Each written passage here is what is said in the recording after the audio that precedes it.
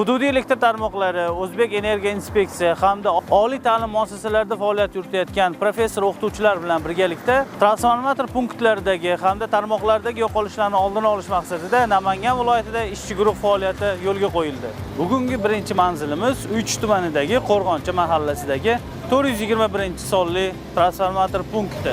Bu transformatordagi qurilmalarni almashtirish va estetik holatini yaxshilash oqibatida shu hududdagi iste'molchilarga yana ham sifatli elektr energiyasi yetkazib beriladi. Asosiysi yo'qotishlar oldini olinadi.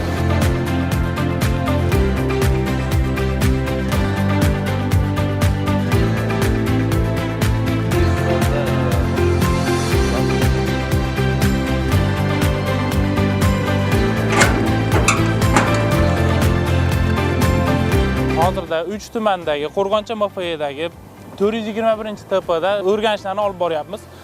Bu transformatorimizdagi kommutatsion apparatlar yangilandi. Undagi qizishlar, har xil talchoklarni oldini olindi. TPimizning estetik holati hamda uning ishlash xususiyatlari yaxshilandi.